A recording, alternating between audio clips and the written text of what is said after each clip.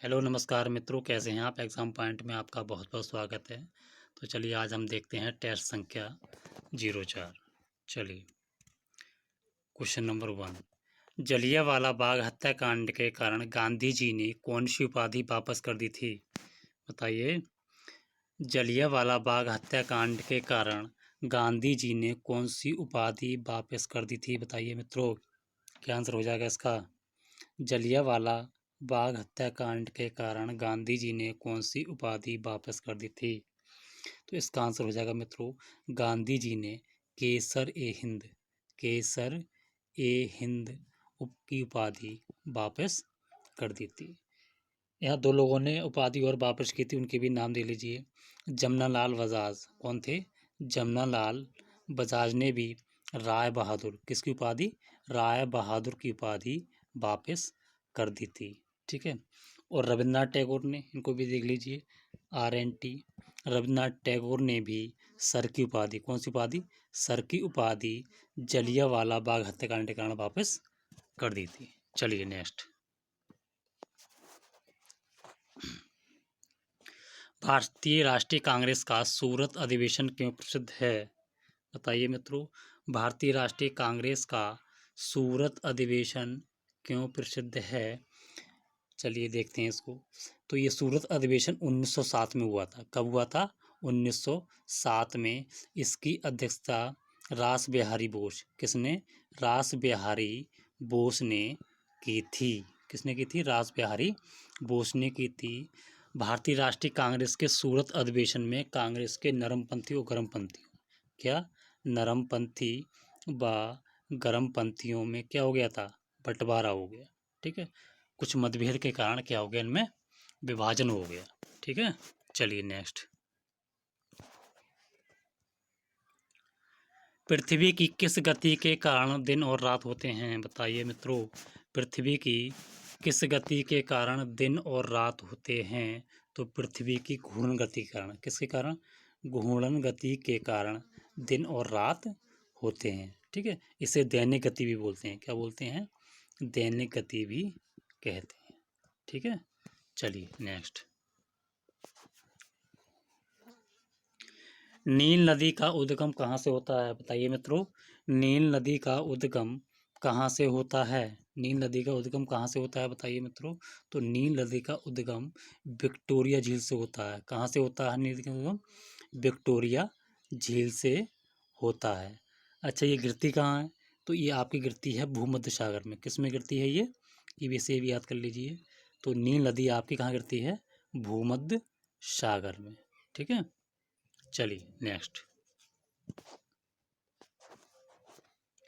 शिक्षा अर्थव्यवस्था के किस क्षेत्र का विषय है, बताइए मित्रों। शिक्षा अर्थव्यवस्था के किस क्षेत्र का विषय है। अर्थव्यवस्था के आपके 3 क्षेत्र हैं। कितने क्षेत्र हैं, फर्स्ट, सेकंड और थर्ड। तो बताइए शिक्षा अर्थव्यवस्था के किस क्षेत्र का विषय है। तो शिक्षा आपका अर्थव्यवस्था के तृतीय क्षेत्र का, किसका, तृतीय क्षेत्र का विषय है। चलिए नेक्स्ट।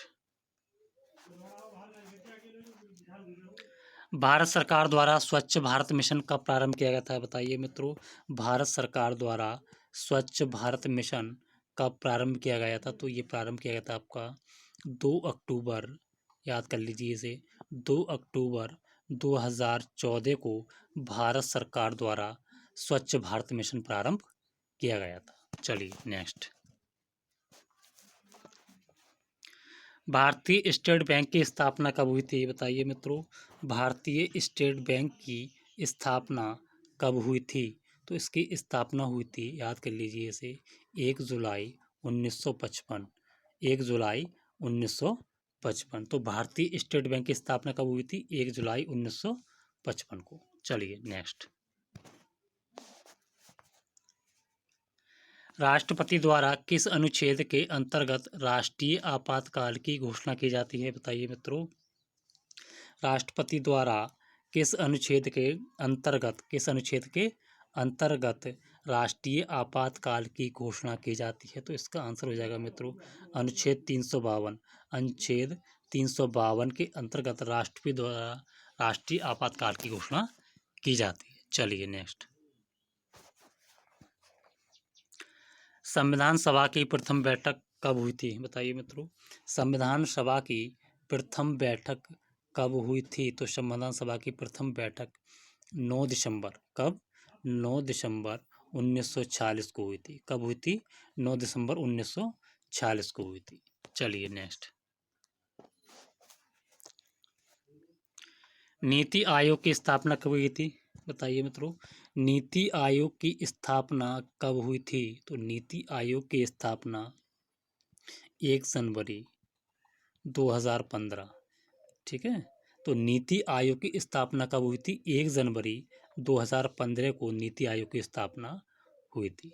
चलिए नेक्स्ट। राणा प्रताप सागर परियोजना किस नदी पर स्थित है? बताइए मित्रों। राणा प्रताप सागर परियोजना किस नदी पर स्थित है? किस नदी पर है? तो इसका आंसर हो जाएगा मित्रों, राणा प्रताप सागर परियोजना चंबल नदी पर है। किस नदी पर है? चंबल नदी पर। ठीक है। चलिए नेक्स्ट। ज्ञानपीठ पुरस्कार से सम्मानित होने वाले प्रथम व्यक्ति कौन थे? बताइए मित्रों। ज्ञानपीठ पुरस्कार से सम्मानित होने वाले प्रथम व्यक्ति का नाम बताइए।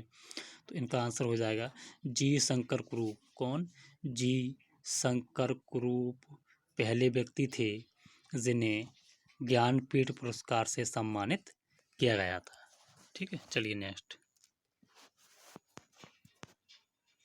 हॉकी के जादूगर के नाम से किसे जाना जाता है? बताइए मित्रों। हॉकी के जादूगर के नाम से किसे जाना जाता है? बताइए। हॉकी के जादूगर के नाम से किसको जाना जाता है? तो ये से याद कर लीजिए। इन्हें जाना जाता है मेजर ध्यानचंद को। किसको? मेजर ध्यानचंद को हॉकी के जादूगर के नाम से जाना जाता है। चलिए नेक्स्ट। गीत गोविंद के लेखक कौन हैं? बताइए मित्रों। गीत गोविंद के लेखक कौन हैं? तो गीत गोविंद के लेखक हैं आपके जयदेव। कौन है? जयदेव। ठीक है। चलिए नेक्स्ट क्वेश्चन। स्वर्ण मंदिर का निर्माण किसने करवाया था? स्वर्ण मंदिर का निर्माण किसने करवाया था? बताइए मित्रों।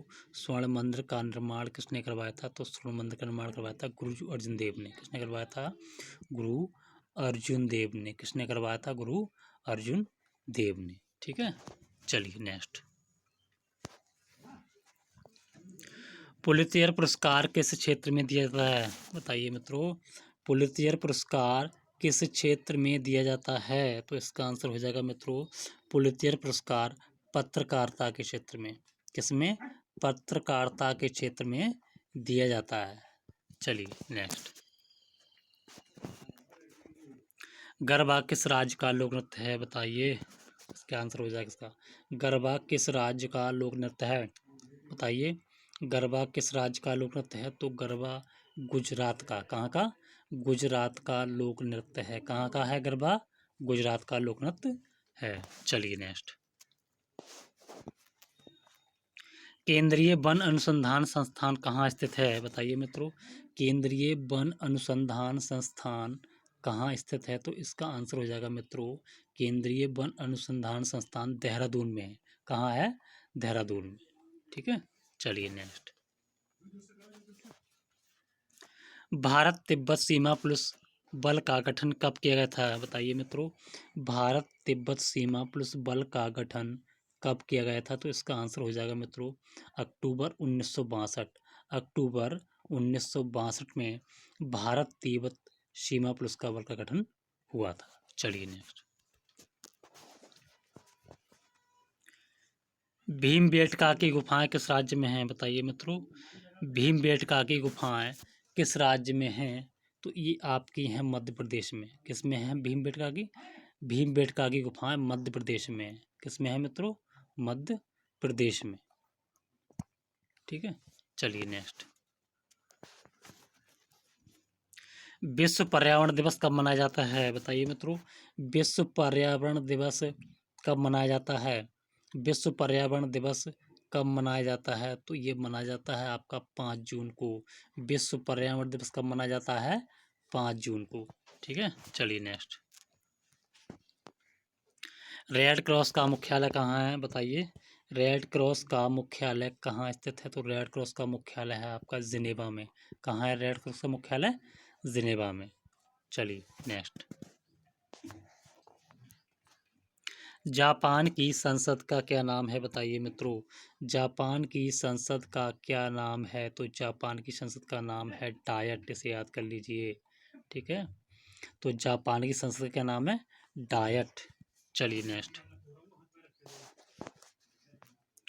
तुर्की की राजधानी कहाँ स्थित है? बताइए मित्रों, तुर्की की राजधानी कहाँ स्थित है? बताइए, तुर्की की राजधानी कहाँ स्थित है? तो तुर्की की राजधानी अंकारा। कहाँ है तुर्की की राजधानी? अंकारा। कहाँ पर है मित्रों? अंकारा। तुर्की की मुद्रा का भी नाम याद कर लीजिए, तो तुर्की की मुद्रा का नाम है लीरा। तुर्की की मुद्रा का नाम क्या है? लीरा। और राजधानी कहाँ है तुर्की की? अंकारा। ठीक है, चलिए नेक्स्ट। उरुग्वे की मुद्रा का क्या नाम है? बताइए मित्रों, उरुग्वे की मुद्रा का क्या नाम है? तो उरुग्वे की मुद्रा का नाम बताइए क्या हो जाएगा? तो उरुग्वे की मुद्रा का नाम है पीसो। क्या नाम है मित्रों? पीसो उरुग्वे की मुद्रा का नाम है। अगर बात करें तो इसकी राजधानी क्या है? तो राजधानी भी याद कर लीजिए, मोंटेवीडियो। कहाँ है इसकी राजधानी? मोंटेवीडियो उरुग्वे की राजधानी है। तो उरुग्वे की राजधानी क्या नाम हो जाएगा? मोंटेवीडियो। और उरुग्वे की मुद्रा क्या नाम हो जाएगा? पीसो। चलिए नेक्स्ट। महात्मा गांधी जी ने असहयोग आंदोलन वापस ले लिया, क्यों ले लिया? बताइए मित्रों, महात्मा गांधी जी ने असहयोग आंदोलन वापस ले लिया था, क्यों ले लिया था? बताइए क्या कारण था इसका?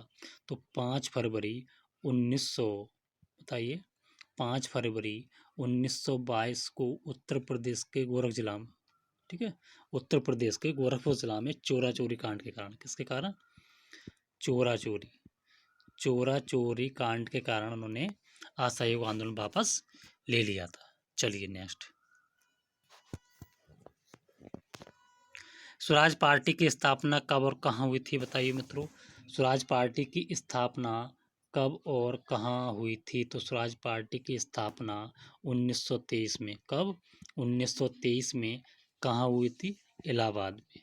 बताइए कहाँ हुई थी मित्रों? इलाहाबाद में। तो स्वराज पार्टी की स्थापना 1923 में कहाँ हुई थी? इलाहाबाद में। चलिए नेक्स्ट। जौनपुर की स्थापना किस तुगलक शासक ने की थी? बताइए मित्रों, जौनपुर की स्थापना किस शासक ने की थी? तो जौनपुर की स्थापना मित्रों फिरोज तुगलक ने की थी। किसने की थी? फिरोज तुगलक। किसने की थी? फिरोज तुगलक ने की थी। ठीक है, चलिए नेक्स्ट। जैन धर्म के संस्थापक कौन थे? बताइए, जैन धर्म के संस्थापक कौन थे? तो जैन धर्म के संस्थापक थे आपके ऋषभदेव। कौन थे?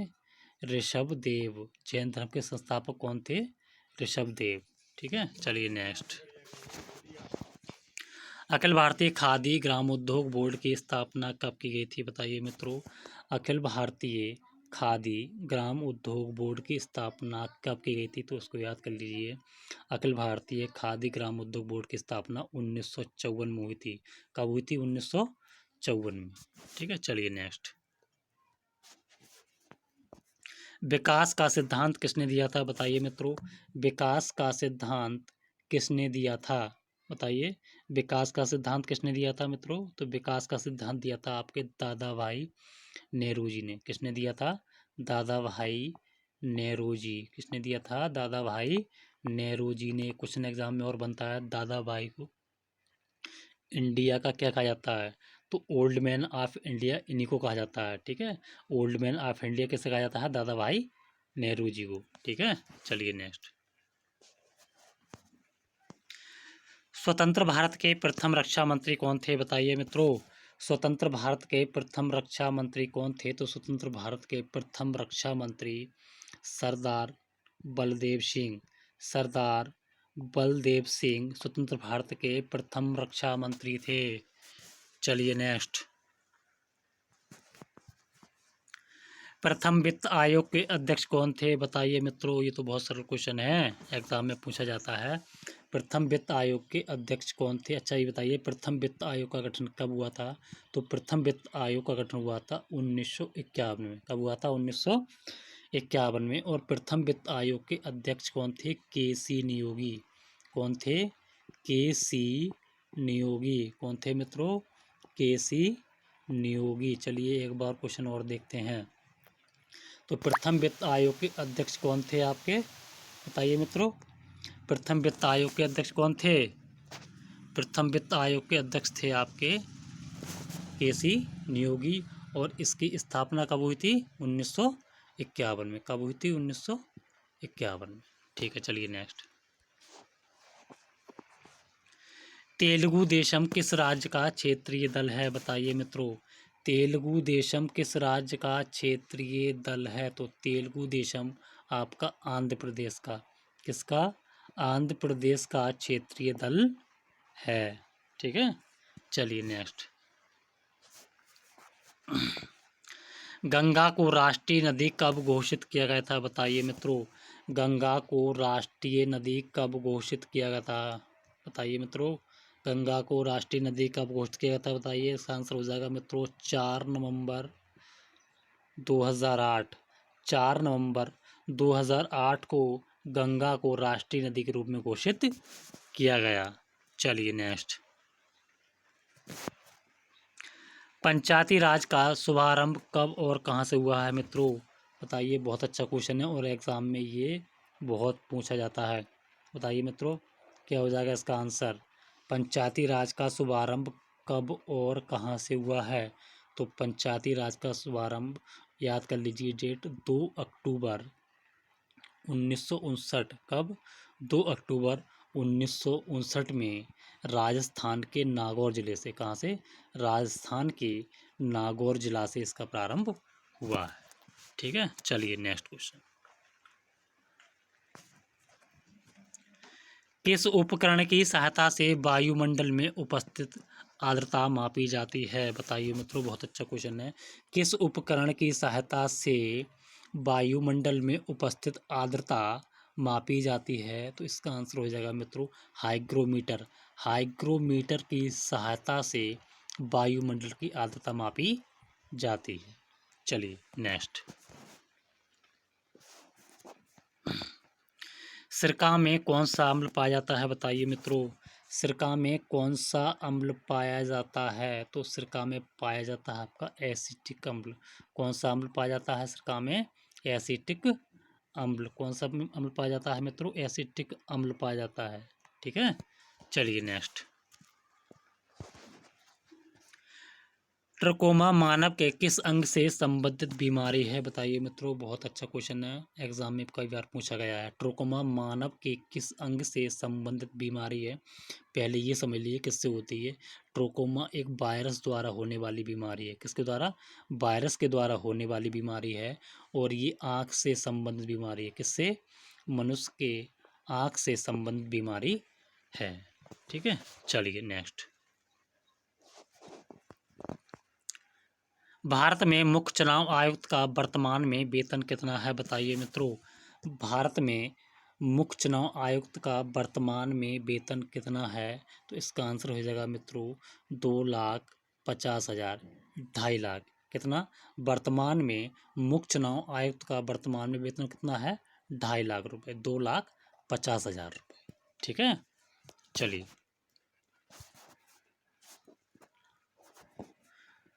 बस मित्रों, इतने क्वेश्चन थे आपके लिए। अगर आपको वीडियो पसंद आई हो तो चैनल को सब्सक्राइब करें, लाइक करें और शेयर करें। धन्यवाद।